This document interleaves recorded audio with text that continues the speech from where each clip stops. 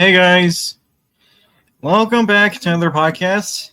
Today, we're gonna talk about the Ratatouille 2007 DVD from start to finish. Now, I just had to let Duke know here that you can't use the Disney Wiki this time. You can't use any wiki this time. No cheating this time.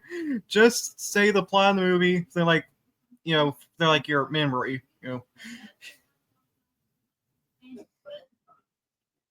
Been a while since I've seen a movie, but I'll see what I can do.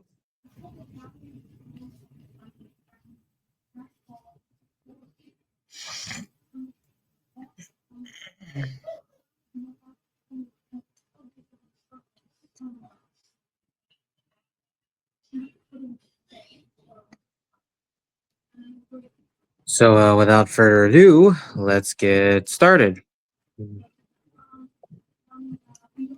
Yeah.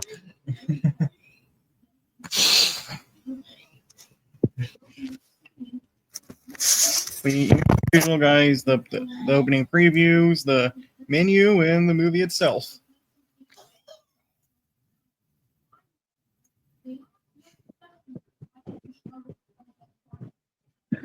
All right, so first things first, the opening.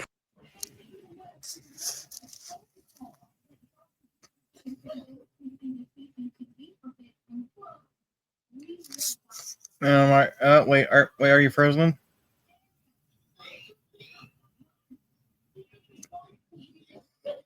I think froze. Wait, I heard something. So the first thing we get is something we don't usually get on DVDs. We actually get the blue screen / FBI anti-piracy way before the previews even begin. This time it's not even way before the movie even begins. Actual movie, anyway.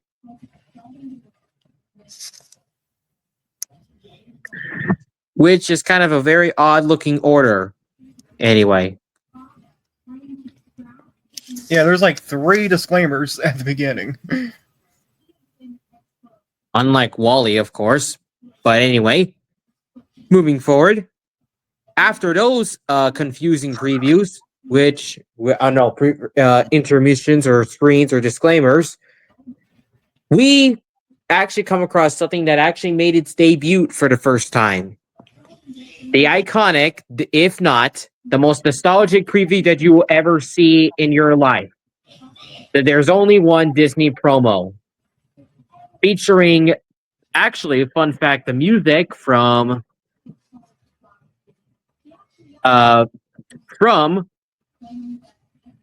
Michael Kammen's Robin Hood, Prince of Thieves, the overture music.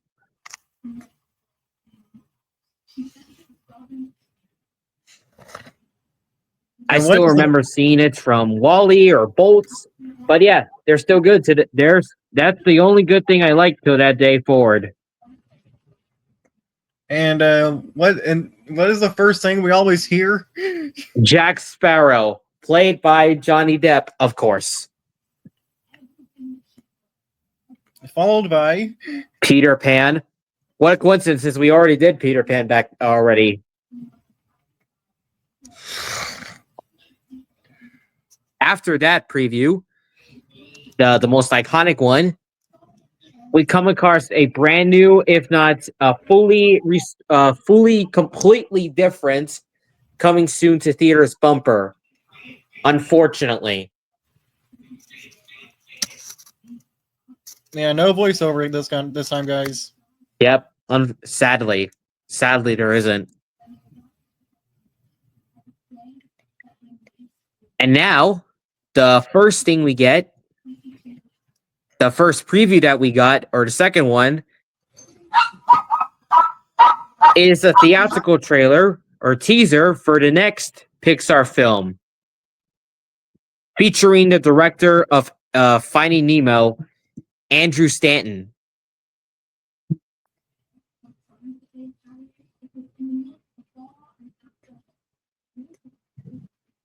Yeah, true. So, during the preview, Andrew tells us that he, John Lasseter, Pete Docter, and the late Joe Ranft, where we're all sitting down when they were done with Toy Story, and if they think they're going to if they're going to do another movie, they got to get started anyway. And they ran through a bunch of many different ideas, from Toy Story 2 to A Bug's Life to Monsters Inc. or Monsters Incorporated, and Finding Nemo. But the last thing they talked about that day was the story of a robot named Wally.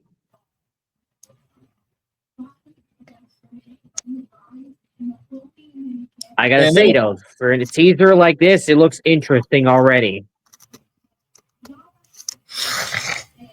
And I bet people would be wondering, what is that background music you hear every time?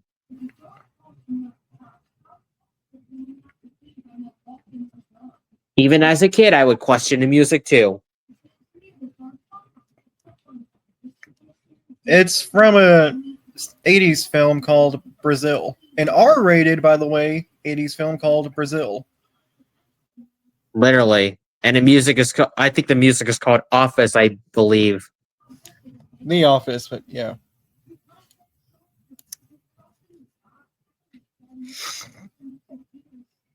After that teaser, we have the promo for Disney Movie Rewards, which I do believe made its debut in 2006, where the voiceover is just talking about all the buy some codes, buy a DVD or you own, or the new Blu-ray that you own, since Cars has already made its debut along with Ratatouille for Pixar.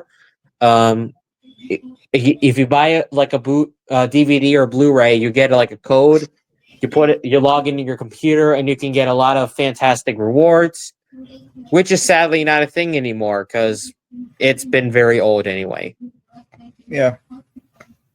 I'll be right back. Dessert's ready. Entertain the viewers while I'm, gone for just a second. All right.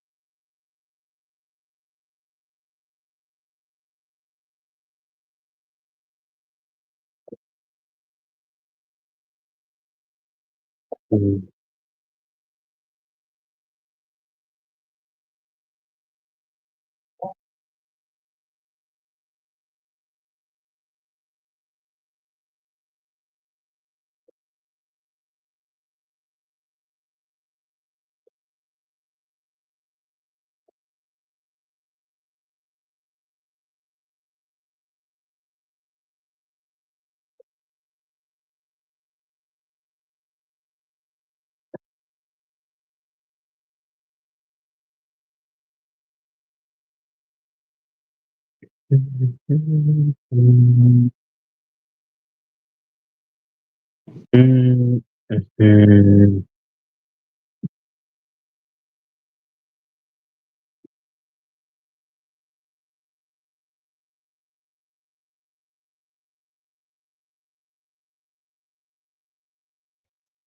right, I'm back.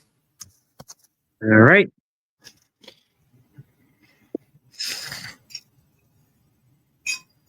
So, after a brief intermission, let's continue where we left off. But needless to say, that this is probably not going to be a good way to continue the opening previews. Because, number one, we may have gotten the all new bumper from coming soon to own on DVD with no voiceover.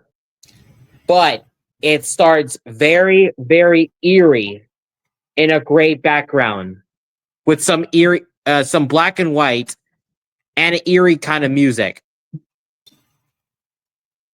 Why, you may ask?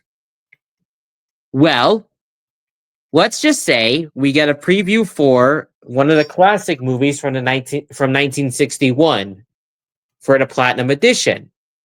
But it starts off very sinisterly because of a certain villain, a villainess with a sinister, insane cackle. Mm-hmm. If you guess what it is, then you know what it is. 101 Dalmatians, the Platinum Edition. You not only get fully picture and restored picture and sound or bonus features and many more, but it still had to start off very eerily. At least you're grateful that you're seeing a shortened preview of the variation of the Platinum Edition trailer for 101 Dalmatians. Because if you're seeing the longer version, the next thing you know is that you hear Cruella saying, "Just wait, you'll be sorry," followed by a flash of white, like it's supposed to be a lightning, and you hear her cackle at the end of the preview. You know, for kids.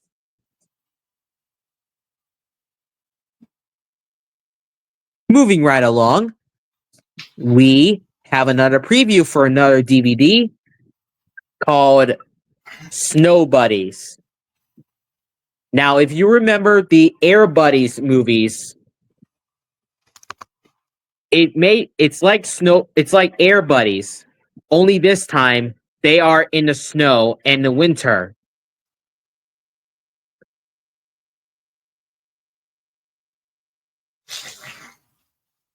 Yeah.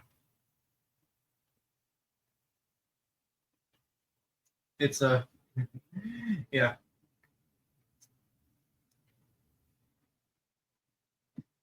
When I was a kid, I was fascinated by this trailer. Oh, look, talking dogs. Keep in mind, this is before Paw Patrol became a thing. The last bumper after the Snow Buddies trailer is now available to own on DVD. And this time, it's not eerie and not sinister, unlike the last one.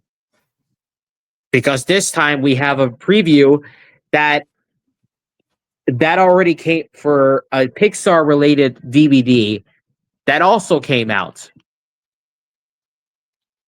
But basically, it is released on the same day. If you may guess what it is, you may notice a certain mascot of Pixar's with the iconic lamp. Yep, if you guessed the Pixar Short Films Collection Volume 1, that is correct. So like I said, Ratatouille and Cars weren't the only one to be released on home media. The Pixar short films were also released as a compilation for Volume 1. You get a total of over 13 groundbreaking. You get a total of 13 shorts. that are all together on Blu-ray and DVD. The shorts that you get are some of the ones you may have seen either on either on theatrical theaters when it would open on opening day, or you might have seen them in home media releases of Pixar films, or you might remember seeing them when they aired on the ABC Family on Disney Channel or Disney Channel, depending where you watched them. And they are The Adventures of Andre and Wally B, Luxo Jr., Red's Dream, Tintoy, the remastered and uncensored Knick Knack, Jerry's Game, For the Birds, Mike's New Car, Fountain, Jack Jack Attack, One Man Band, Mater and the Ghost Lights, and the most recent short that you may also see in the bonus features of Ratatouille, Lifted. But the last thing you hear is a little bit of a clip from One Man Band.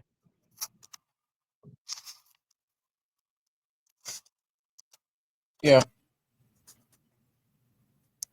We don't just hear it, we see it. Yep. After the previews are done, we come across a very fascinating looking menu screen. And I thought Cars was that good.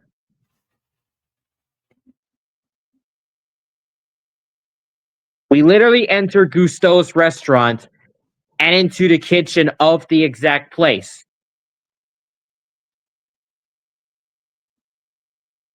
But the play movie sequence, however, you may find it fascinating, but once you press play, you literally enter in the oven.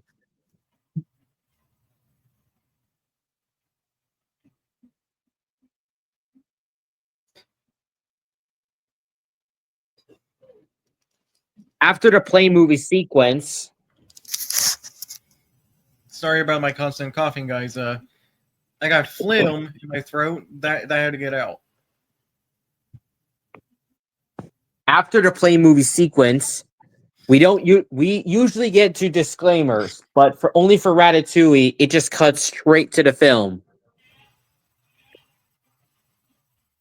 And little did we know, this is the last time we see the 1995 Walt Disney Pictures logo in 3D before it cuts off to the recent one, starting with WALL-E.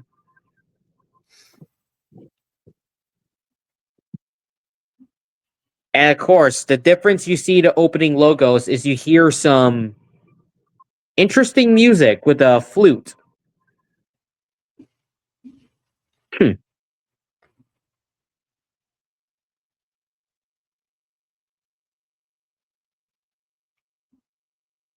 After that, we come across a very interesting opening sequence, which literally starts off like you're seeing something in the TV, literally. And what is the first thing you see on TV exactly? You hear the story of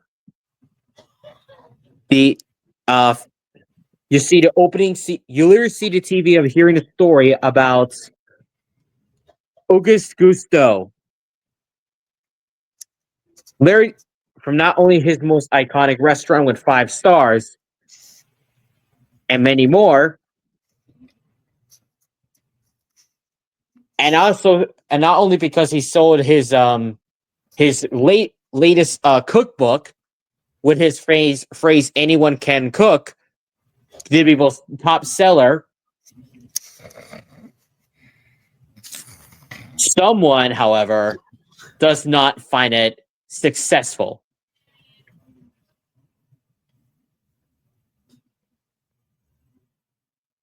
And if you say to Anton Ego, that is correct. For those who's curious, he is the food critic. And he doesn't really take cooking seriously. He does take cooking seriously, but at the same time, he doesn't think anyone can do it. Yeah. Talk about a mood swing right there. Mm-hmm. Like, that opening scene just ends ominously there. But then it gets even more ominous, but then it continues being ominous from there, up until the main protagonist is revealed. And it literally starts like in the same way as what the theatrical trailer or teaser you would see in Cars is. After a brief pause. And if you don't, but if you're curious on an opening sequence when you hear your muffled gunshot crashing and the scream, I think it's literally because it was set shortly. It was kind of like way before we see the chaos that we've seen before in the later of the film. And what Jack pointed out, we were introduced to a protagonist named Remy, voiced by Patton Oswalt.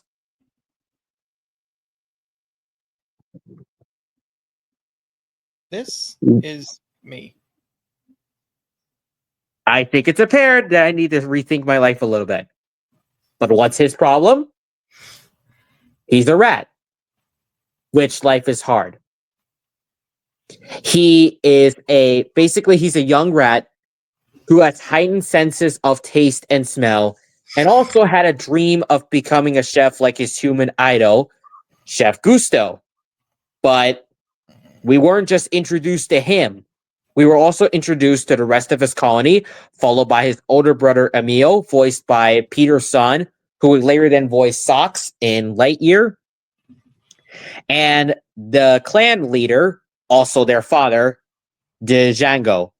They only eat for sustenance, and they are very wary of humans. They just think they're literally because they just think they're dangerous. But where do they live exactly? They actually live in an elderly woman's attic.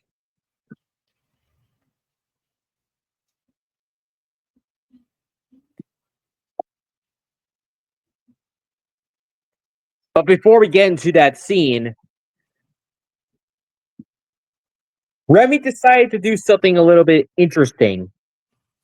He grabs like some kind of mushroom, a piece of cheese, and decided to roast it together in the woman's roof, or I don't know, chimney. Yeah.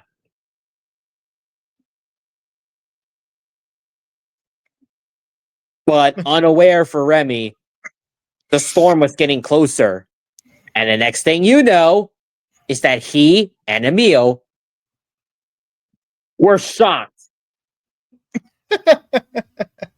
They would have instantly died instantly.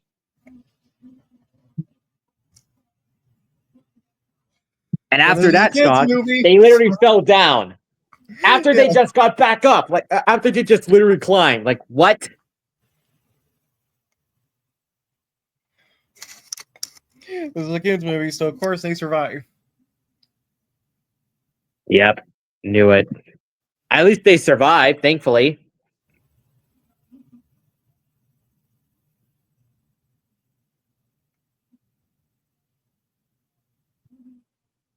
After that,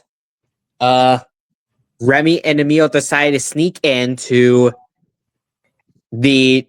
inside the woman's house, who I believe is actually, I think her name is Mabel. I think I could be right or wrong because it's been a long time since I've seen the film. It is. Yeah. As they were sneaking in, Emil had a worry or concern that the woman is literally going to wake up.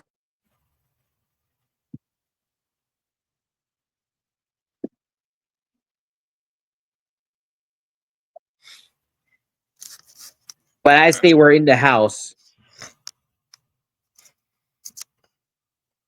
Remy saw Gusteau on TV for the second time. The first was when he somehow when he sneaked in and after he tried out the piece of cheese and a strawberry together. But after seeing but after Remy saw Gusteau, however, from hearing some poetry, we see something that's kind of heartbreaking, but also kind of disturbing for the kids to hear. As the announcer pointed out that the restaurant has lost 5 stars after a given review from, of course, Anton Ego. And after Gusteau was heartbroken, he literally died shortly afterwards. And Larry lost another star afterwards. Now it's down to 3. Which is the worst thing I hear.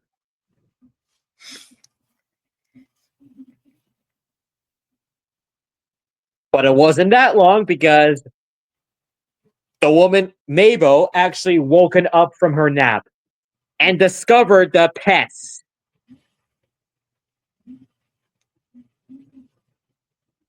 For the first time, you think she would grab a shotgun for the first time, but she accidentally grabbed an umbrella.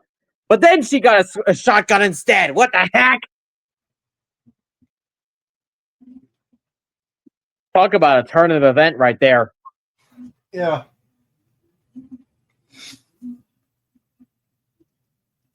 Literally, now this chaos. Yeah. Now some kids might call this character the Frank of Ratatouille. Oh, brother. As in, she scared the crap out of them. Only this time she's literally not in cars anyway, so what's with that? She has a shotgun, for Pete's sake. Whereas I think the reason why kids were scared of her was because of what she ends up wearing later on, but we'll get to that. As Emile tries to swing the chandelier to get to Remy, Mabel then reached to the cupboard to get another box of bullets to reload her shotgun. And just when you thought that she actually shot and fatally killed Emile and Remy, she missed. But because of the shots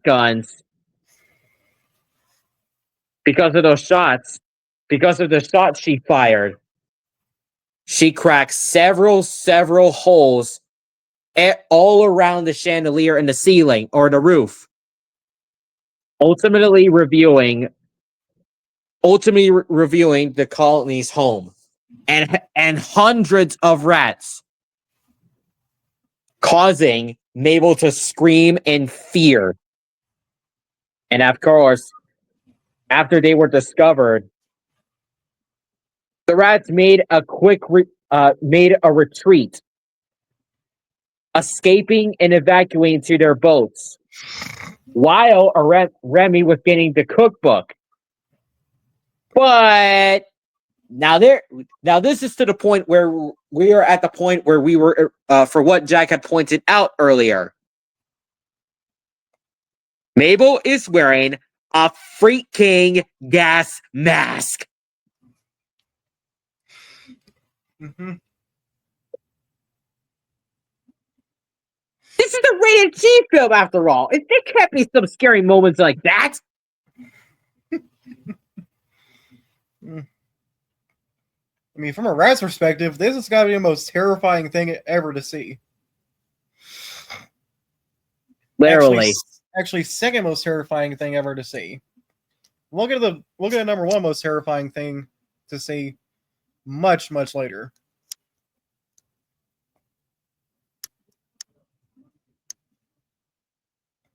After the rats have evacuated to their boats, which are some has their umbrellas, some has other whatever it is. Remy literally tried to paddle quickly to get to the others. But Mabel's back yet again.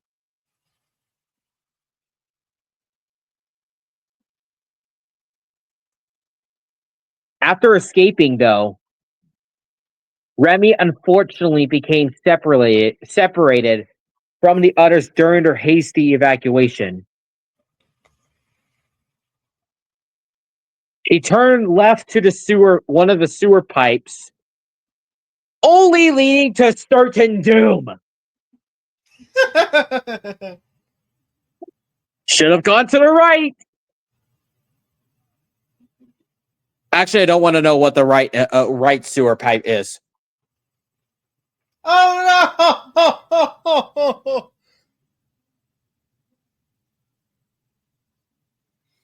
It's flushed away all over again. Only this time you're not being flushed. And it's also like Finding Nemo. Only that you're not in a dentist's office and all that. Right. At least you're thankful you didn't see a braced teeth girl. Oh god. Yeah.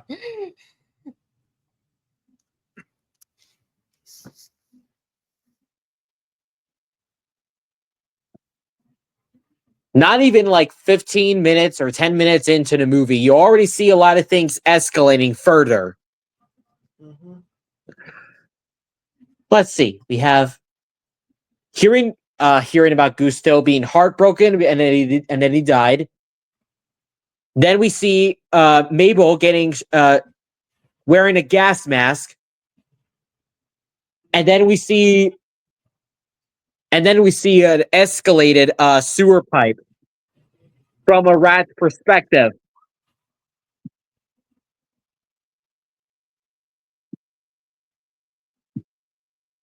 This literally escalated further.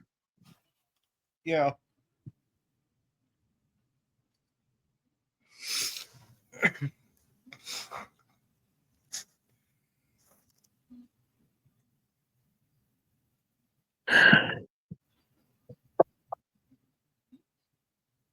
Jeez.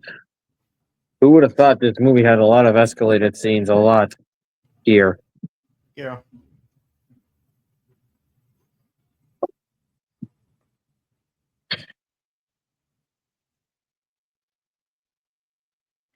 After he was separated from the others, he was marooned underneath Gusto's restaurant in Paris.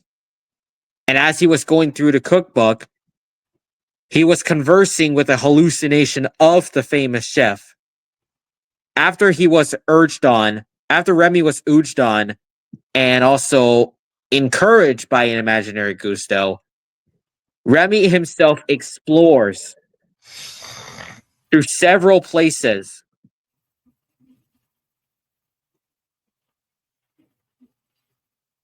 Scientifically, passing a shadow of... before that, we see someone painting, and then we see a couple fighting, while the woman is literally holding a pistol. But they reconciled afterwards, much to Remy's disgust. I was like, okay, I did not need to see that.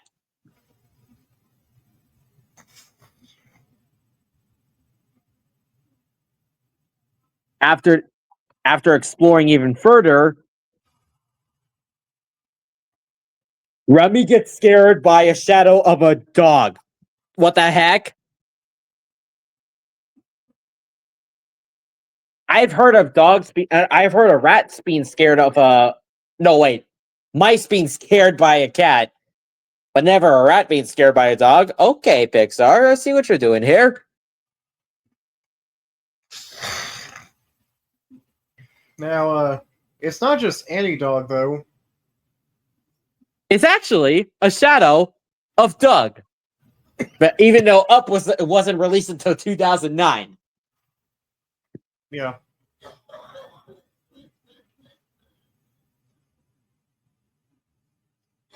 After exploring even more, Remy made his way up to the restaurant's kitchen. He finds himself on the roof of Gusto's namesake restaurant in Paris. And after that, he then made his way up to the skylight to watch the staff in action.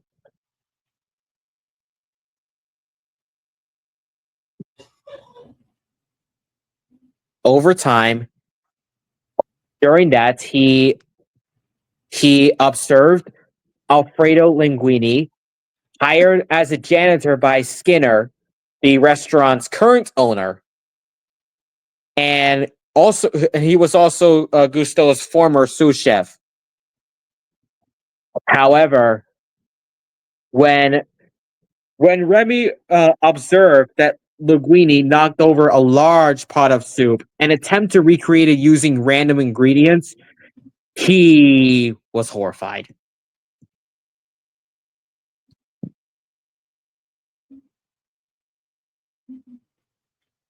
Another escalated moment. Like, what the heck? Pixar, what are you doing? Oh yeah, Linguini? He's actually voiced by the same guy who voiced Snotrod. And Dash's teacher from The Incredibles. Yeah. As Remy, who was horrified, he accidentally fell into the kitchen, trying to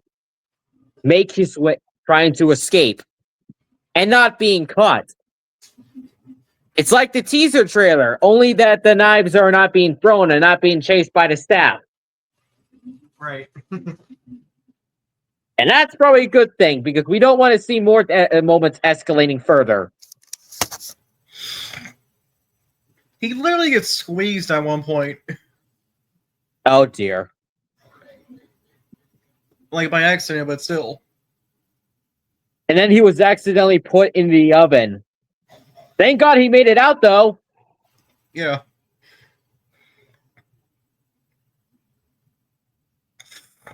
But before he tried to make it out to the window, he noticed the window so he can make his escape. He literally sees Linguini trying the soup, but no. Yep. It was terrible. It was terrible. So terrible that it broke the laws of physics.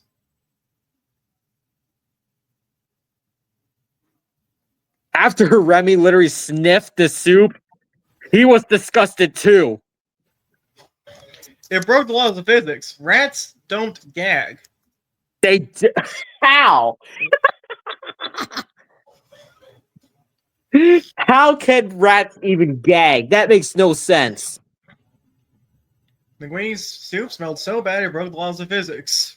Oh, brother.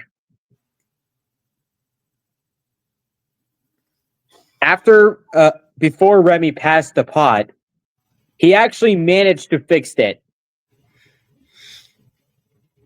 by adding several ingredients to make it actually smell even good than the last time. With encouragement from Gusto's ghost. Yep.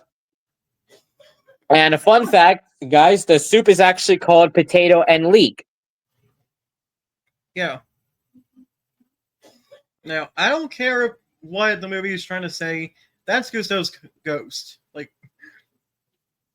Yep.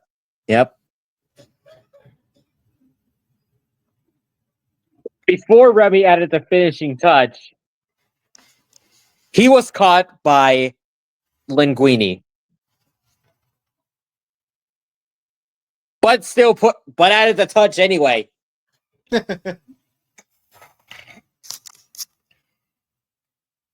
Yeah, you thought Remy was caught by Linguini? Well, guess who caught Linguini? Skinner himself. Voiced by the priest, what's his name? Cornelius from The Fifth Element. Yep, also played by the late Ian Holm. Yeah.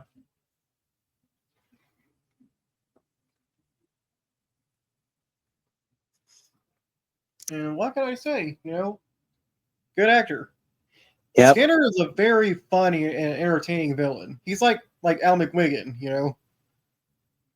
Yeah, pretty much. Yeah, pretty much.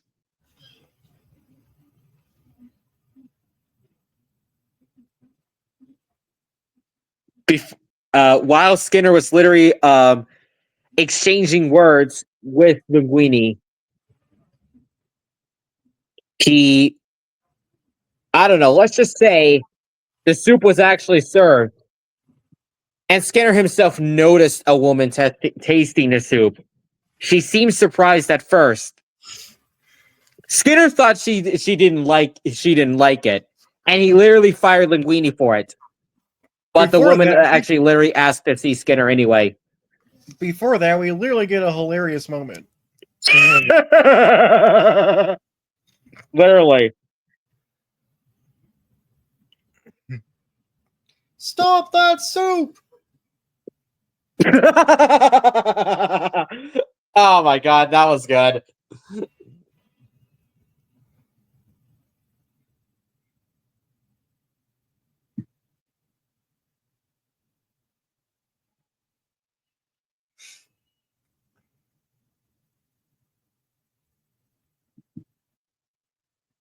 So after woman asked to see Skinner, it is actually revealed to be a food critic, but it is an ego for at least, thankfully.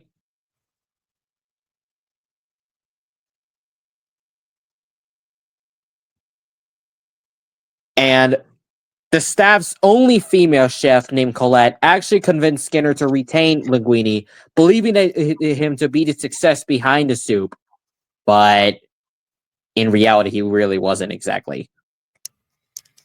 Oh yeah, fun fact. So Horst, you know, the blonde chef, is that what you can call him?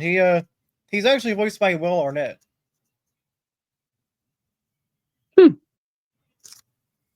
He may also know as Mr. Perkins. Yeah. I didn't even know Will Arnett was in this movie until now.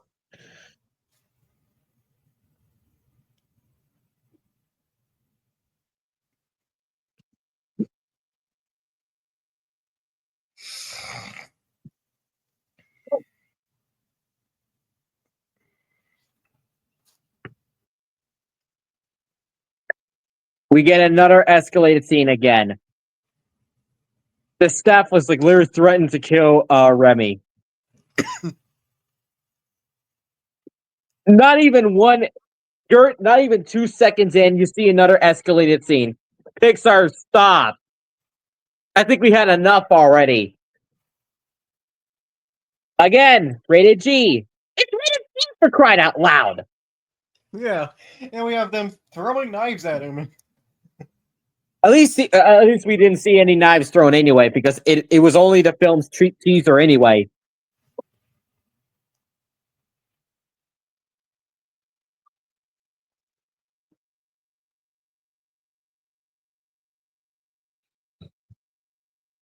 Linguini decided to take Remy home rather than killing him. And he immediately observed that Remy was the little chef who actually made that soup. And since it was so successful, it literally became a hit. We can't go this far without talking about the river scene.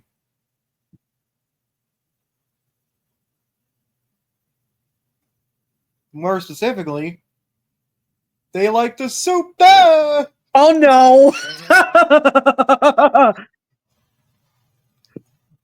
Accidentally knocked him in the freaking river. Note to self, watch what you're doing next time.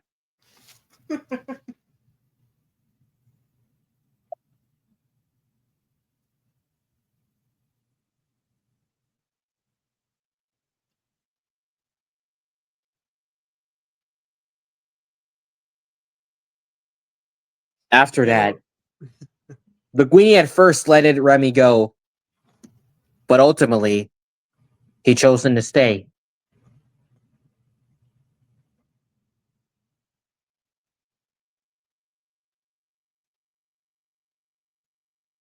His after Linguini took Remy home, we come across his apartment. Well, his not so good looking apartment. Or house, I mean. But still.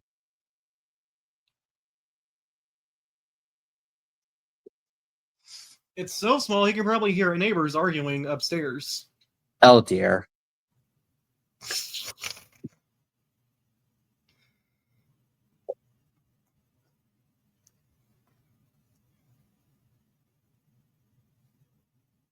The next morning, Linguini noticed that Remy was making an egg or an omelet for Linguini and for himself.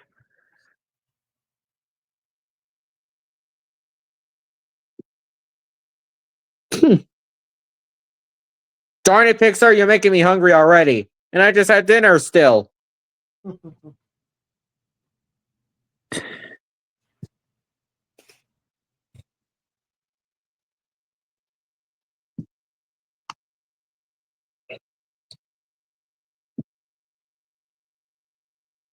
Linguini's first day of training, let's just say, did not go well.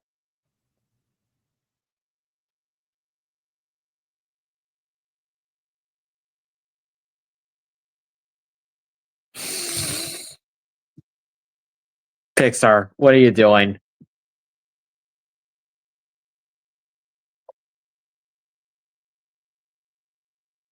Did not go well with an understatement. He was getting the crap beaten out of him. Oh dear. Remy was biting him. He's probably going to feel that in the morning.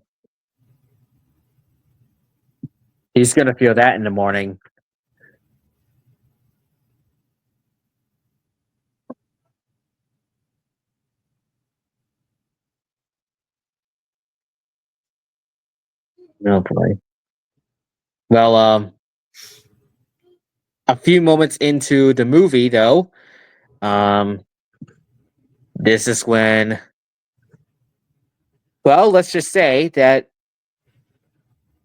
the two overcame their language barrier, but with Remy pulling Linguini's hair under his toque blank to control his limbs like a marionette. Okay. After a very hilarious scene in the fridge. Oh no!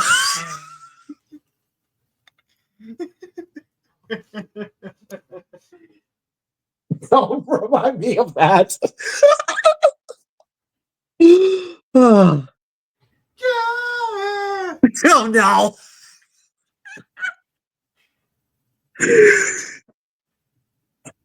And then there's one you get too familiar with vegetables, you know? Oh dear. Here we go.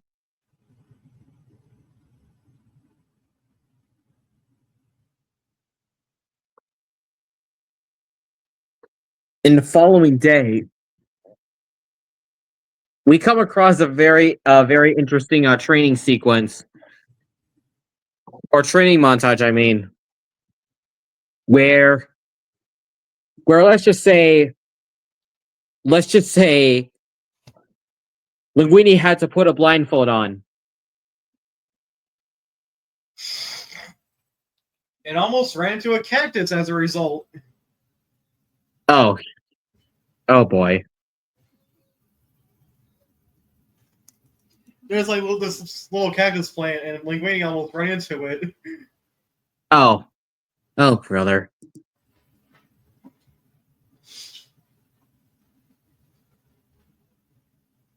A few moments in to the movie,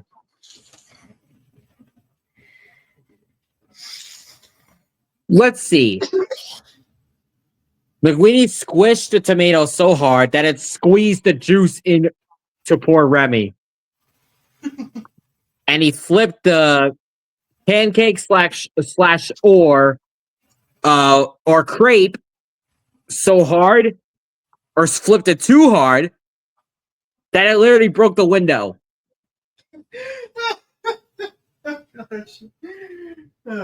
and you hear a car crashing off screen. Yeah. Linguini took the blindfold off at first, but remember, it's like, no, keep going, carry along. He's like, you don't want to know.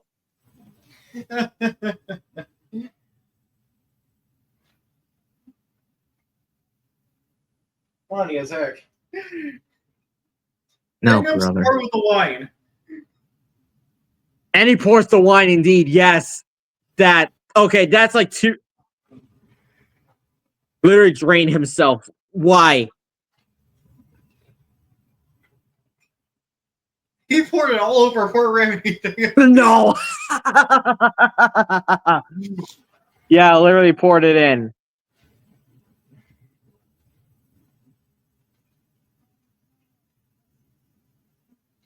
Oh man, this movie's great.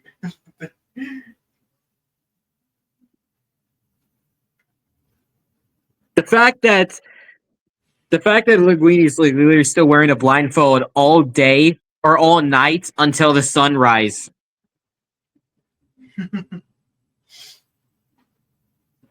He must have taken some sort of adrenaline beforehand.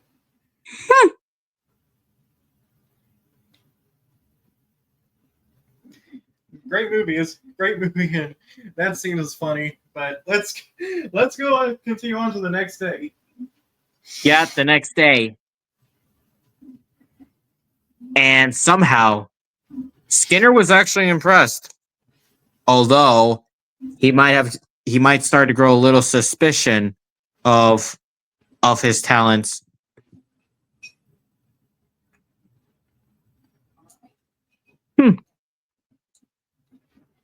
So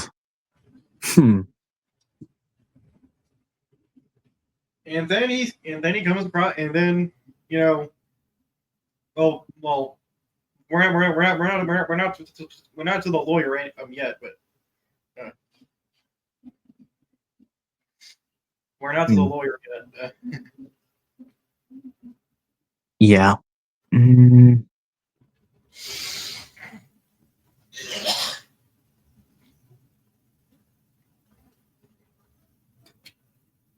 Oh shoot, where am I at right now? When Skinner exchanges Linguini to work with the one female chef. Oh, here we go. That should be more interesting.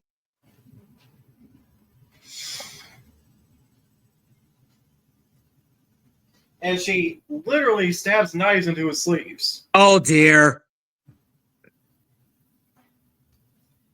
Someone must have had a bad mood. Then we get the before the lawyer, we get Skinner's agent, who only appears in this one scene, where he shows off the microwavable brands.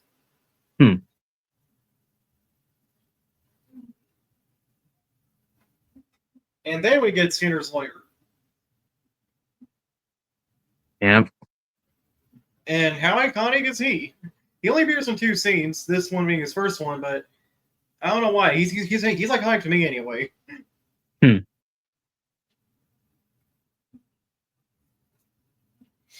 we After the lawyer scene, we come across another scene with Colette, who reminds him to keep his station clear, or else she will kill him.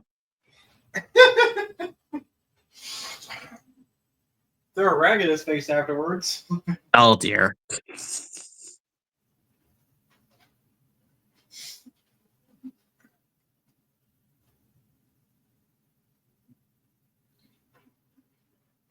Although she does become calmer as the montage goes on. Yep. Oh, here we go. And we get the backstories of all the male chefs, you know. Mm-hmm.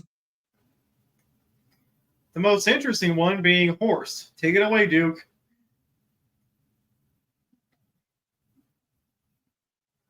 The one who went to prison. He killed a man with his own thumb.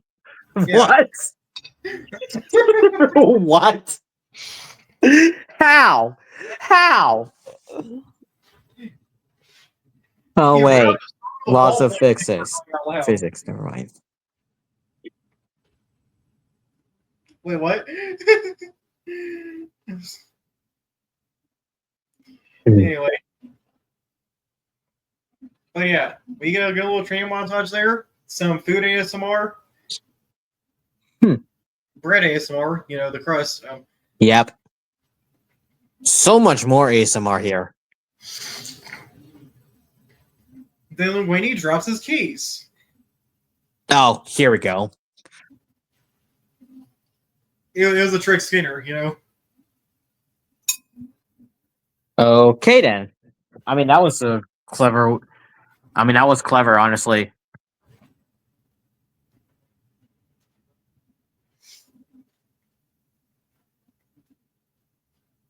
Let's all right, continue.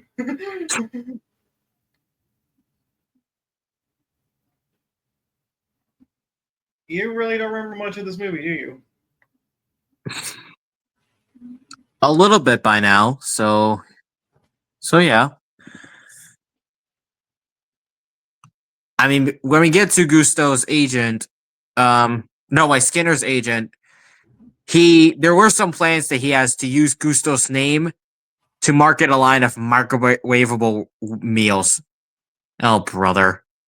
Yeah.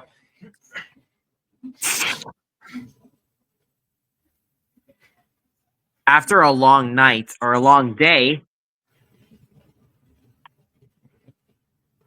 Remy was reunited by a meal. Well, before that, you can't forget about the sweetbread a la Gusteau scene. I told them I would ask. Oh boy. By the way, that waiter, fun fact, is voiced by John Ratzenberg. Every Pixar movie he's in.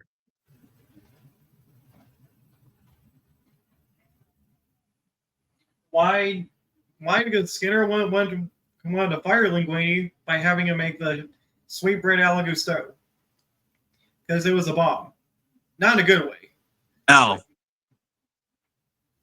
Like, it was horrible. But Remy fixed it. It made it good. So, yeah.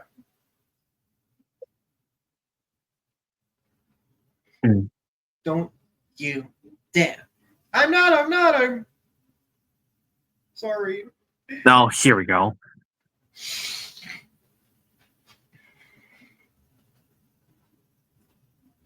There's that whole scene. There's another escalating, well, not really escalating, but it is quite intense. Literally intense. It would be even more intense if Gordon Ramsay made a cameo in here.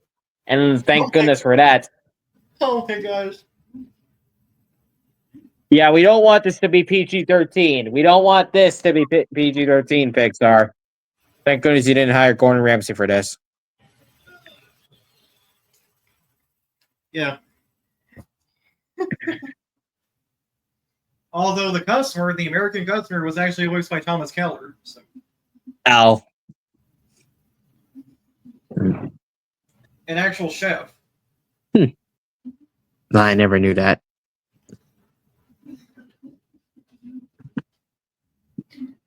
Yeah, then we get Remy reuniting with Emil. Yep. After that, Remy was reunited with his colony and his own father. While Linguini is getting a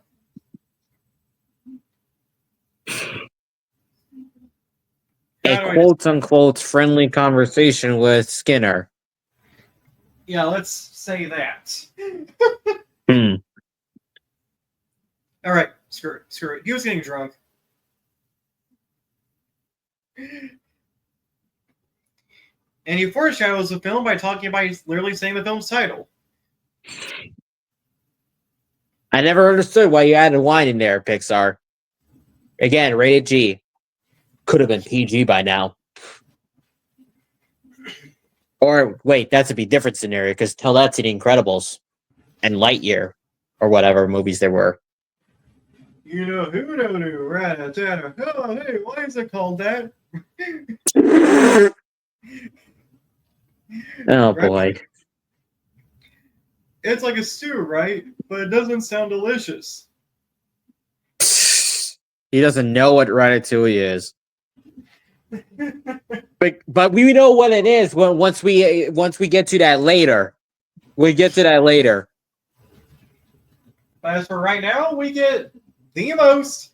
I literally still can't look at it. The most terrifying scene in the whole film. I can't even look at it. I literally forbid people like Duke from sending images of that scene, and you'll find out why when he describes it. Oh, here we go. Although Remy was reunited with his colony and his father, Django, however, just ultimately warned Remy why humans and rats should never, and I kid you not, never get together. And do people want to know? No, you don't. And if you do want to know, then we're going to tell you right now. In a rainy night, we see flash of lightning and a dead corpses.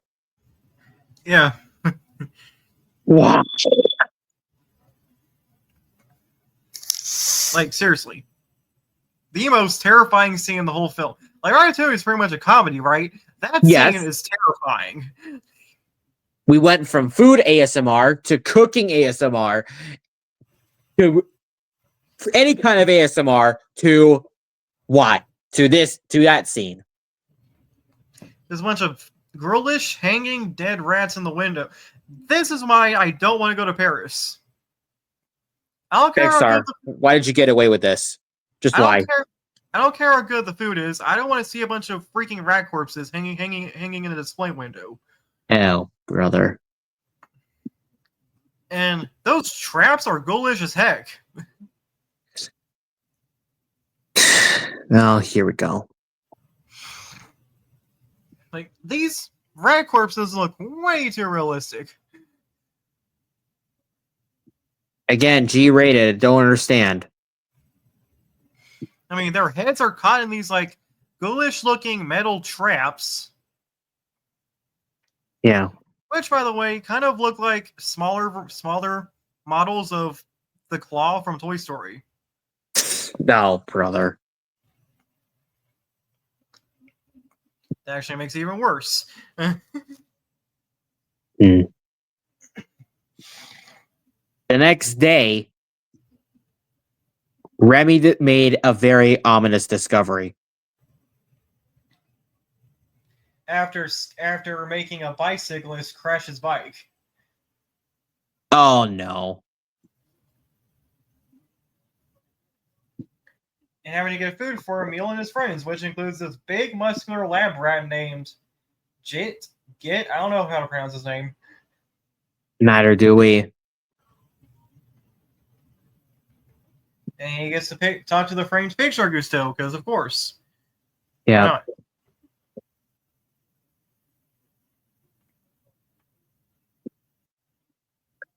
Worse was to follow is that Remy discovered that Linguini was actually Gusto's son. What a surprise. Oh yeah, as if Gusto wasn't. As if it wasn't enough for the picture Gusto to be alive. So are his mockeries. Oh, brother. Ideals? Or what ideals, or whatever he said, flipping. Oh, here we go. Hot picking chicken? And Remy yells at them all to shut up because they're mean. Yep. And annoying. But after being caught, we come across another chase. We get to come across in a very intense chase sequence. Yeah. Don't worry. Those cardboard cutouts get their karma later on. But as for right now, yes, another chase sequence between Remy and Skinner. Thankfully, he didn't wear a gas mask this time, unlike the intense chaos that we had in the opening sequence. Yeah.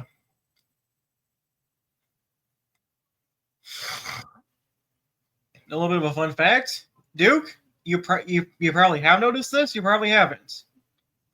But the guy whose scooter Chef Skinner's the guy whose scooter Skinner steals, that's actually one of his staff members. Oh, Skinner's so fired for this. Like he literally stole a scooter from one of his employees. And which is something I never really don't want to do. If you're wondering which employee it is, his name is Lalo. I think he's the he's the Jamaican guy. Yep.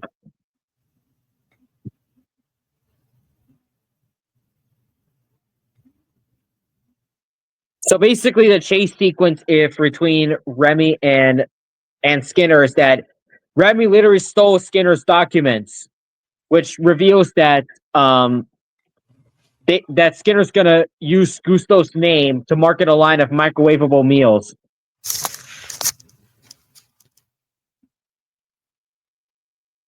Yeah. Remy made it to the other side, while Skinner unsuccessfully did not. Fell in the ocean.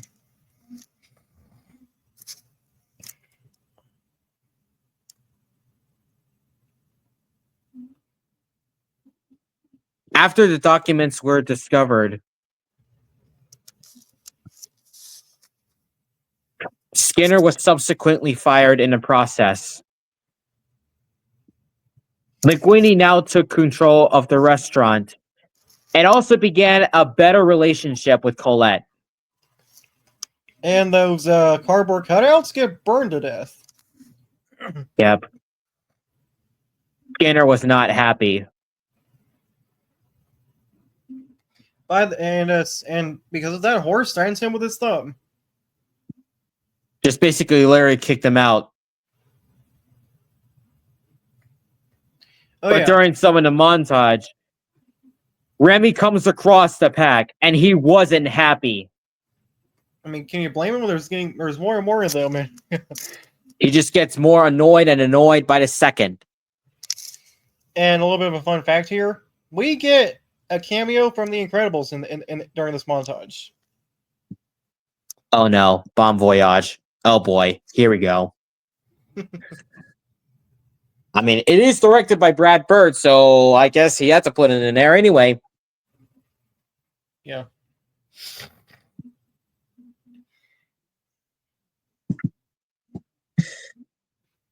After a montage, Linguini meets up with the press. But worse was to follow is that someone decided to enter into the restaurant, and that is Anton Ego. Who recently announced that he will reveal the restaurant again based on its rising success. Oh yeah, because I absolutely forgot about what happened earlier. Linguini kisses. Yeah, there's that scene. We all know that scene. Oh, yep. But it's after the kiss scene. How does Antonigo know about this? His butler tells him. Oh no. And you forgot to talk about the scene where Skinner's like, clearly going crazy and his lawyer's concerned. His second crash out. I forgot about that second crash out. Oh, no.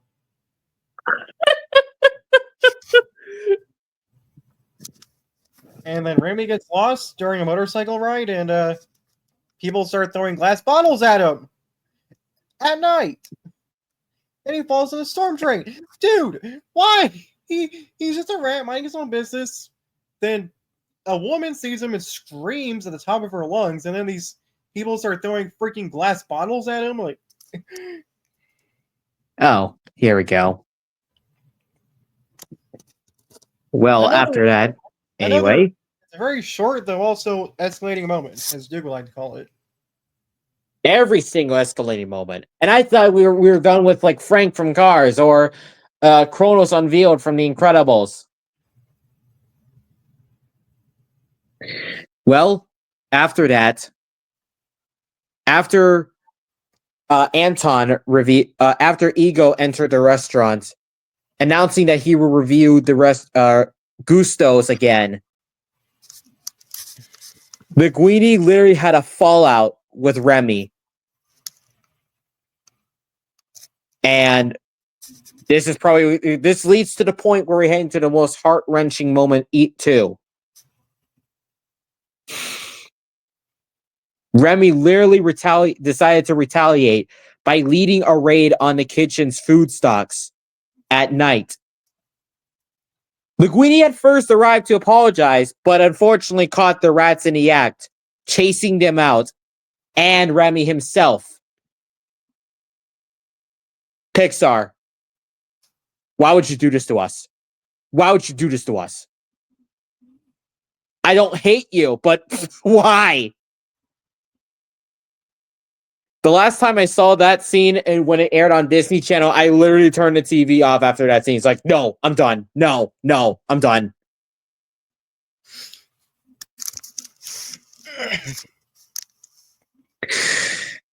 After that unfortunate, heartbreaking scene, we come across a nightmare scene.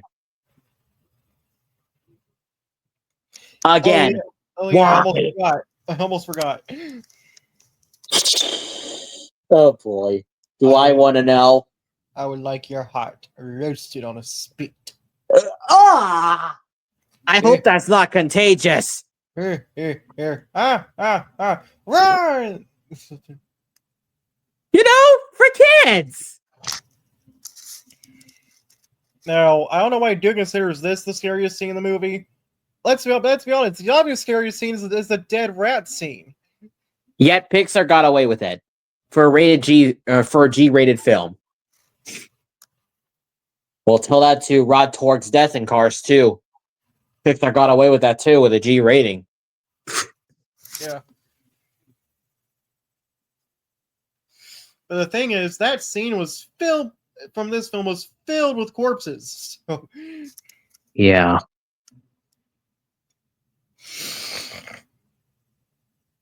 How can these people who hung those rats in their display windows sleep at night? I don't even want to know.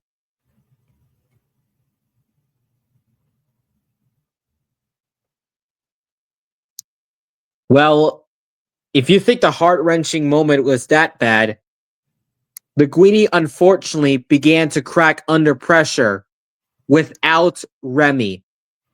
Unable to make and prepare all the dishes that everyone in the restaurant expected him to. By the way, some of the background staff members get more screen time here, including this very fat bus. I don't know what he's supposed to be, the busboy, I guess. We see him carrying a. Okay, earlier in the film, you had to look closely. We see him next to the dishwasher, so I'm guessing he's the busboy. Because we see him carrying the pots and pans. So.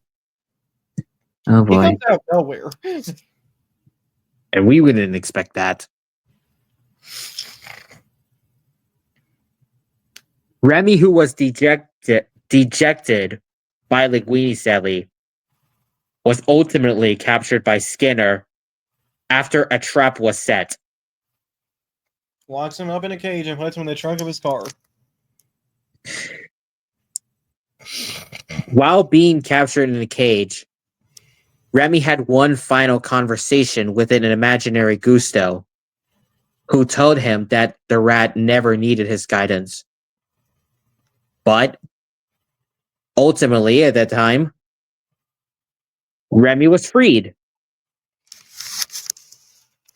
by Django and Emile. When you hear something crashing in the ground. Yeah, we never see Gusto again, though. Unfortunately, sadly. That's literally the last time we see him is in the cage. Like,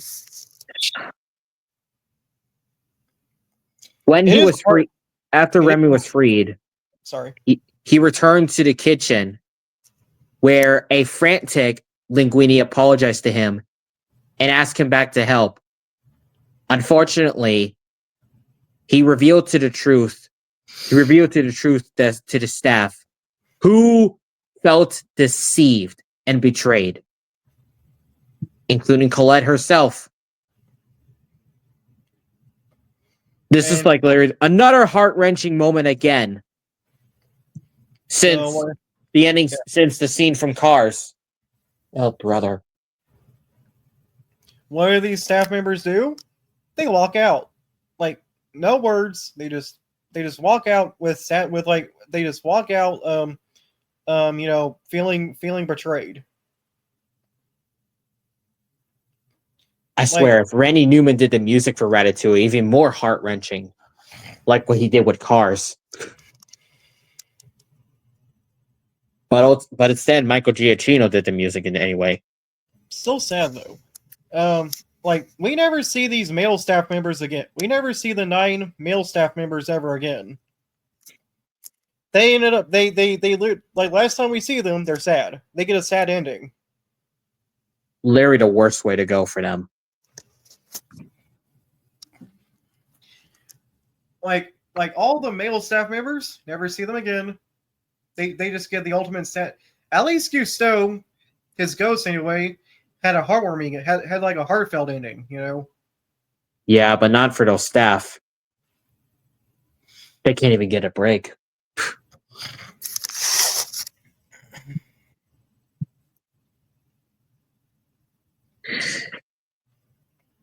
And you thought Remy was about to give up? He unfortunately wasn't. Django actually later then organized the rest of the pack to help his son out in the kitchen, who were impressed by Remy's determination. But then, earlier in the film, during the press conference, Skinner actually called a certain someone. The health inspector. Asked Remy what saw in a picture hanged up in the wall.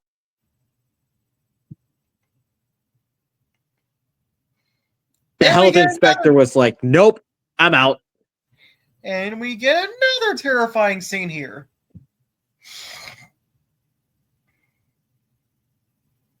Django and his group literally go after him. And while he just tells the others to stay and help Remy.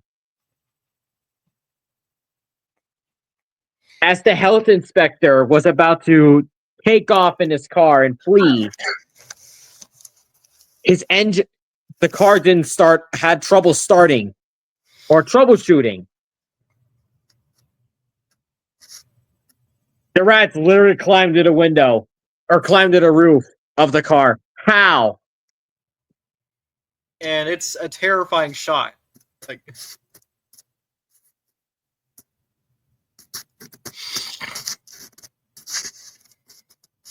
I mean, just seeing the health inspector's point of view of all these rats just covering his windscreen. Oh, no.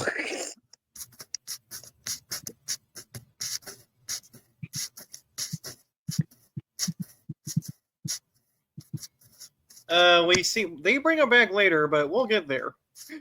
We'll get there later. But first, we come across back to the kitchen to get a very interesting climactic action scene, but not exactly like in a final battle climactic kind of scene you would see in Incredibles.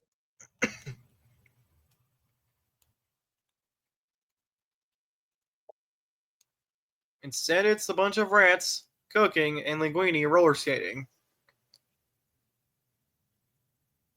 So during that, well, now people may be wondering, why is Linguini using roller skates? He has to wait on all of the tables by himself. Yeah, because the 2 waiters walked out. Yeah, sadly.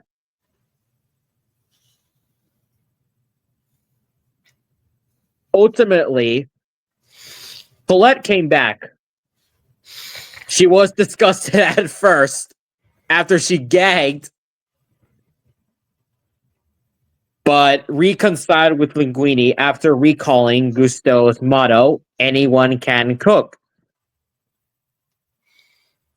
And since Linguini was in the dining room at this time, she witnesses. Well, Duke will tell you guys. She went to decide to assist all of the rats to prepare a variation on the dish that is also the same, the title of the movie that you're seeing right now, Ratatouille. But of course, are they wondering where's the health inspector? Well,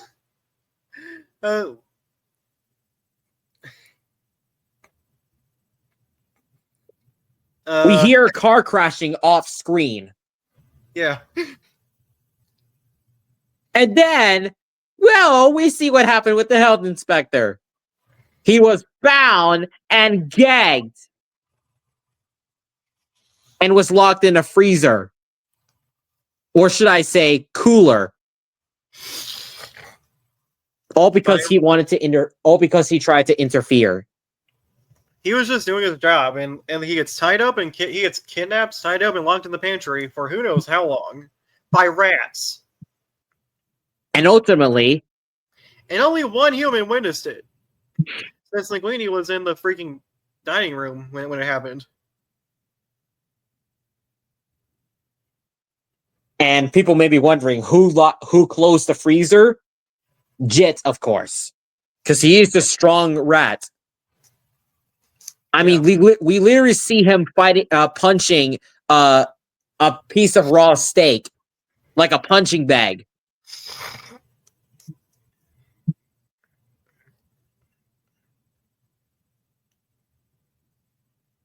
After Colette witnessed it, she was about to okay, carry on, like nothing happened. But Remy stopped her. Basically, because she was about to make Ratatouille wrong or incorrectly. And after she asked him how to prepare it properly, well, we know how that is made. We see several pieces of veggies of eggplant or cucumber and tomato or a variety of veggies cut in the mandolin, which is used to cut the veggies in slices rather than using a knife with your hand. Well, we want them to melt in your mouth, They have to be paper thin. True.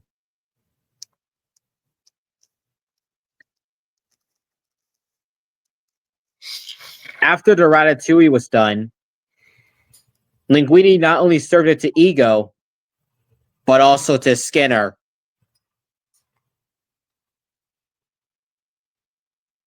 And this is another one of those moments that probably have your jaw drop to the ground. Ego took a bite of the ratatouille, and he was amazed.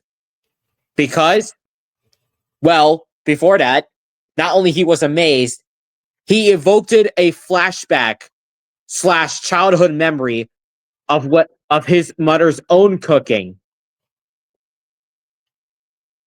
He was so amazed that he literally dropped the pen.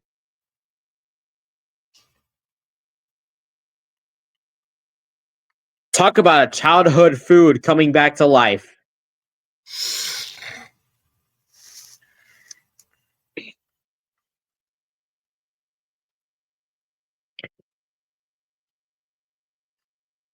Eagle liked the ratatouille. Meanwhile, Skinner, he was speechless. He refused to believe it. He literally entered but then this is the karma he got. Because he literally entered the kitchen demanding to know who made the ratatouille. But as he took the sunglasses off, he didn't know that the staff literally left, who were deceived and betrayed by Linguini. And instead, the rats took the staff's places. And guess what happened to Skinner? They bound and ganged him up again. Literally sharing the same fate as the health inspector.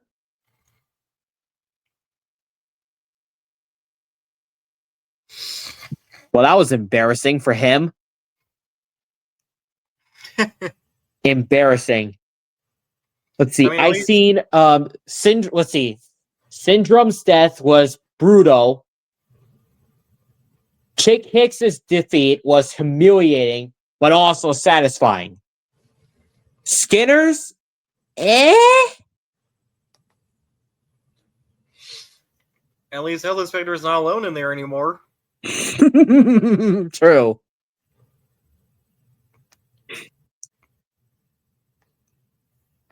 Ego was literally, after trying out the dish, Ego was so amazed that he asked to see the chef.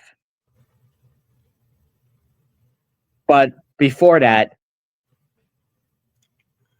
Linguini and Colette told the critic to wait until all the customers have left.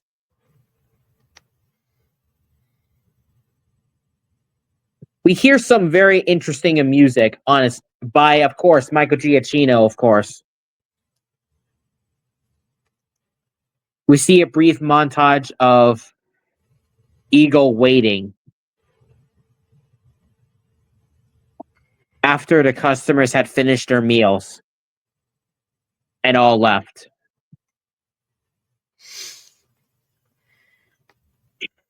After all the customers have left, they introduced Remy to Ego.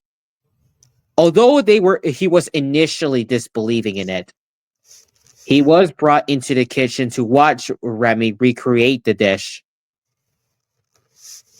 And he just left without any further comment. Absolutely unaware that two men are locked up in the pantry. He just didn't care. He just didn't care, honestly. He didn't care. I mean, Ego never really met Skinner anyway. He was literally in the kitchen. That pantry door is like right there. He couldn't he have heard muffled shouting behind that? Or maybe he's just maybe Ego was probably too unaware. After the following day, or the following night, Ego wrote a glowing review of the meal on the next day, who declared Remy to be nothing less than the finest chef in France. And this is when we come across a very interesting line that he spoke in the movie. Even for Peter O'Toole, of course. Yeah. Would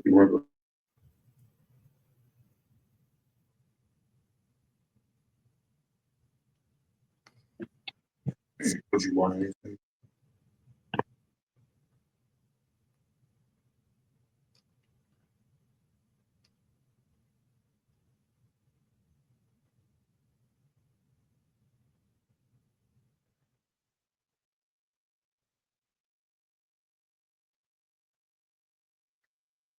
All right. Yeah, I'm back. So where was I? Oh, yeah. So we're back to one of the most interesting quotes and lines from Ego, who basically gives out his review.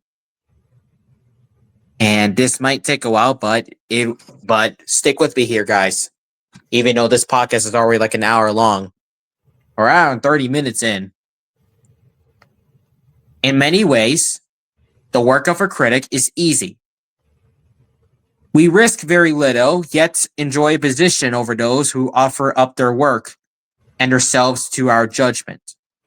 We thrive on negative criticism, which is fun to write and to read.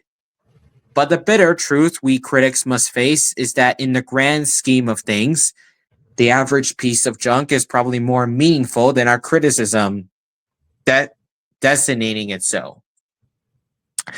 But there are times when a critic truly risks something, and that is in the discovery and the defense of the new.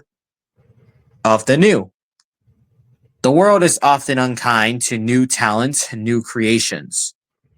The new needs friends. Last night, I experienced something new. An extraordinary meal from a singularity, unexpected source.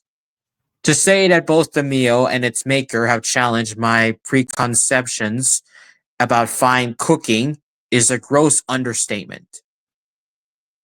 They have rocked me to my core.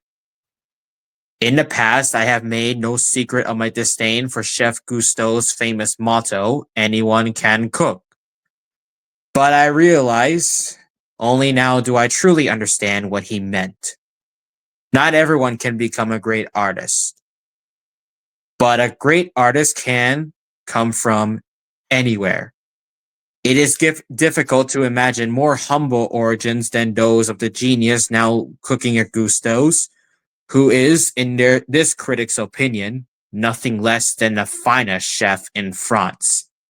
I will be returning to Gusteau's soon, hungry for more.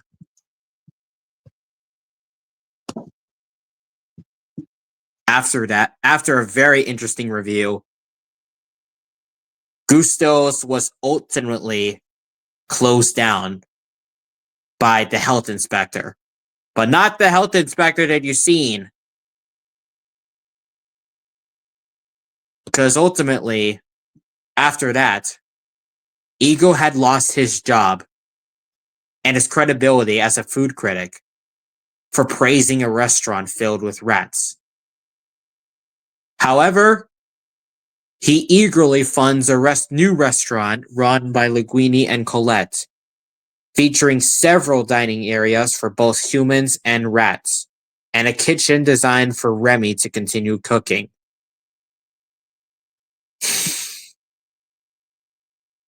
Larry,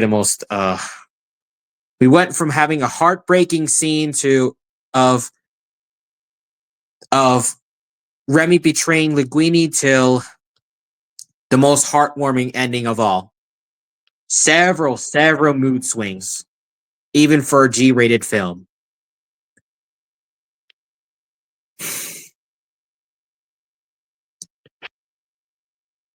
Which is something I never thought I'd seen. By the way, for anyone wondering, Skinner and Health Inspector actually got released. We just don't see it on screen. No one knows whatever happened to him. Probably went to a mental... He either went to a mental asylum or he just spent the rest of his life a sad, strange little man. And he has his pity. Yeah, I had to say to finish that Toy Story reference. Mm-hmm. Anyway, back to where we are. After Remy told his story to the other rats, it was ultimately time to start cooking with Colette and Linguini.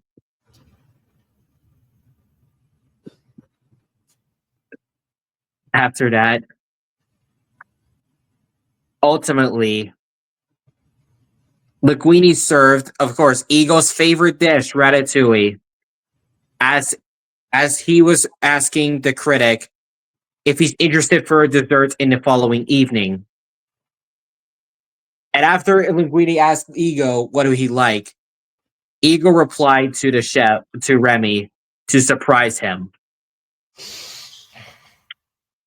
And how does the movie end? Well, the final scene shows a long queue outside and a sign displaying a rat wearing a toque and holding a spoon. Above it is the name La Ratatouille, as the rat colony settles into new home in the bistro's attic. Finally, a home that doesn't have a grumpy old lady with a shotgun. Fade to black. Fin. Which is basically the N in German or French. Yeah, French. Roll the very creative credits, by the way. Yeah, very unique end credits. Although we hear some music that isn't really kind of fitting for me, but still.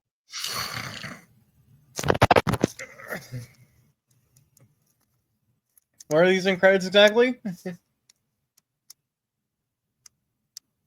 We see some interesting animated sequences of the rats, which feels like it's the same art style you will see from not only the menu screen, but you also kind of see the same animation you will see in the feature or short film that was ultimately seen in a short film that was featured in the Ratatouille DVD.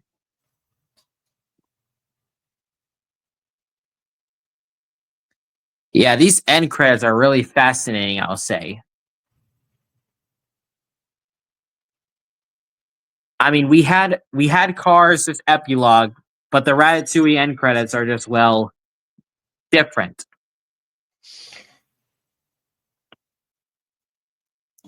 And the end credits literally end with a fourth wall break.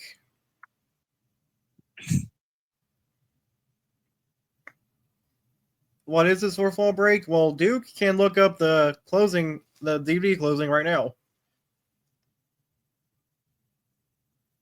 Mm-hmm. Let me look at the credits.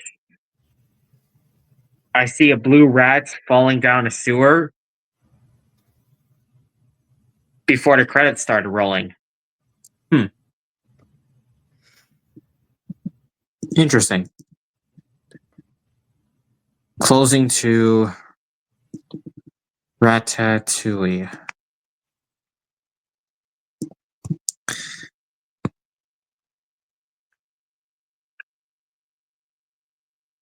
Ads.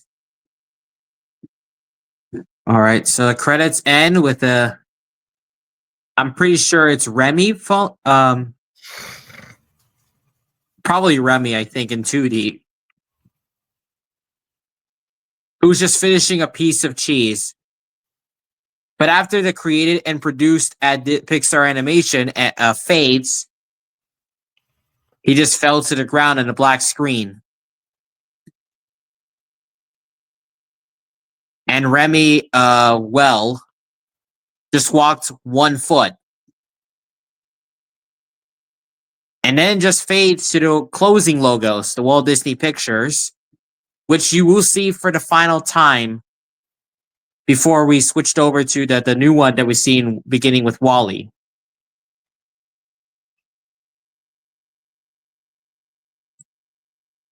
And of course, every Pixar movie ends with the Pixar lamp or the Luxo lamp just turning off like an actual lamp. And thankfully we don't get anything eerie following it, unlike WALL-E. But we'll get there the next time we do a podcast. Yeah, pretty much. We'll get to WALL-E, guys. Don't worry. We'll get there. Yeah, we will eventually, soon enough.